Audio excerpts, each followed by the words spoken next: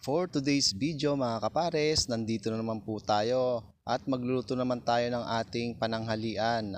Ang lulutuin po natin ngayon ay request po ni Cristita David ang malunggay soup at may partner yan na pritong isda. Kaya nga naman habang nagkakape tayo at nagprepare tayo ng ibang ating gagamitin ay mag-iprito muna tayo ng ating isda. Ayan.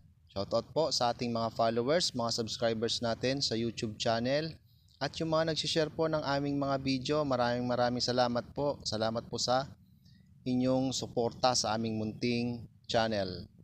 At ito na nga po, matapos ko na pong ma-ready yung ating mga gamitin, ay ito po yung pinakamatagal dyan, yung paghihimay-himay po ng ating malunggay. Ayan. At maggigisa na po tayo. Unahin po natin ang sibuyas. At sunod na rin natin yung luya. Pagkatapos meron din po tayo dyan bawang.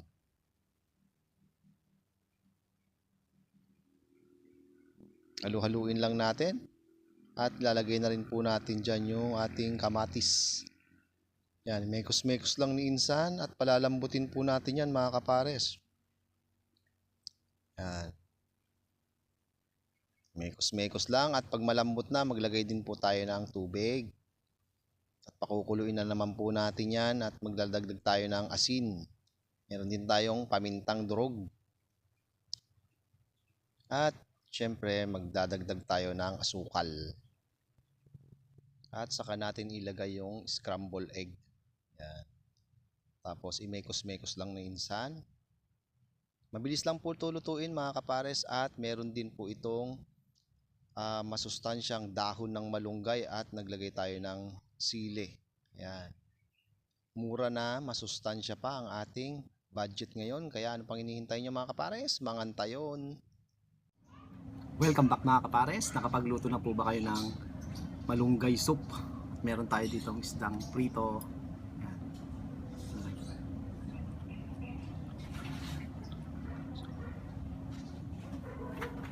Mangantayin mga kapares. Mga pala yung ano. Parang pwede rin pala siyang ihalo dito. Para siyang sarsyado na ang labas. Pero ito may malunggay. Wala namang na iba pala. Nakahiwalay lang yung isda. Kaya po.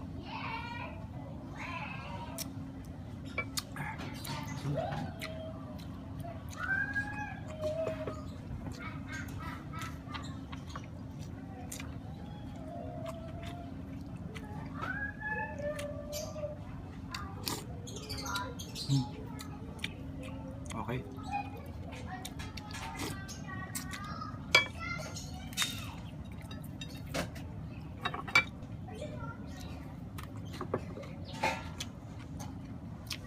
Try nyo din ito mga kapares.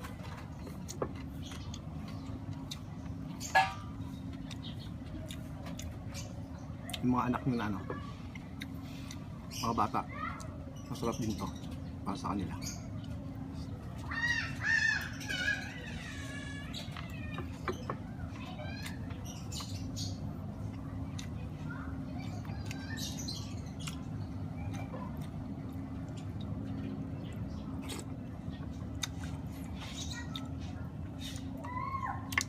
Try nyo din lutuin to sa inyo mga pares.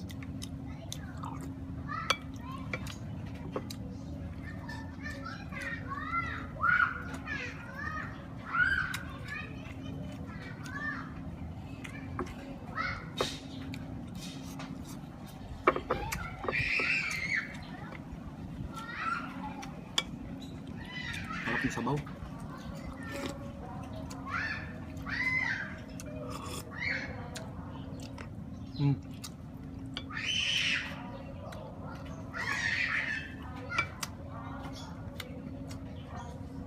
Naglalaro yung mga bata.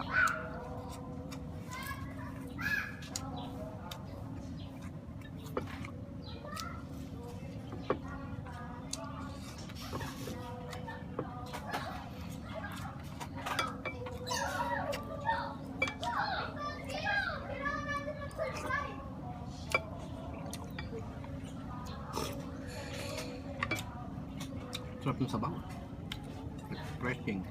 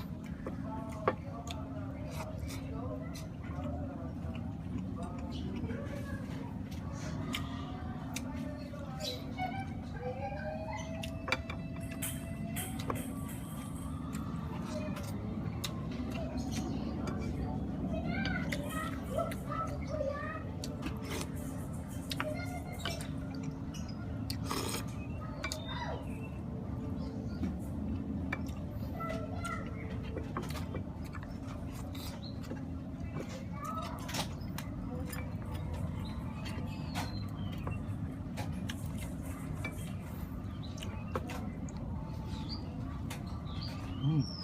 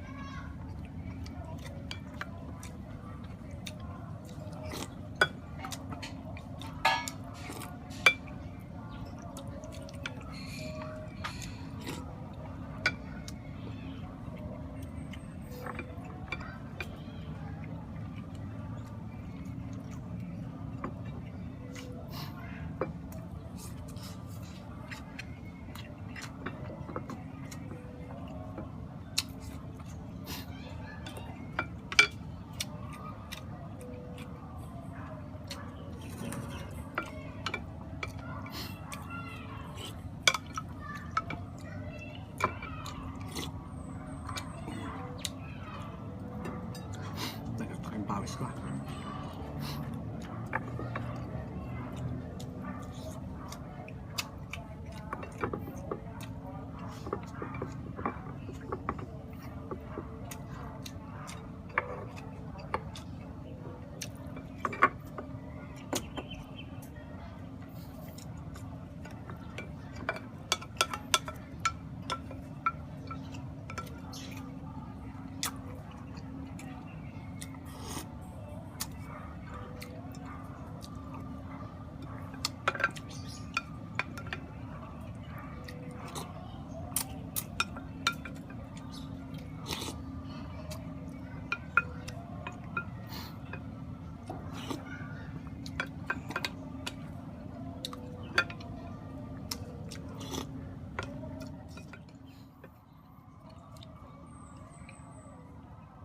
Thank you Lord, busog na naman po tayo. Salamat po sa pagsama sa aking munting tanghalian.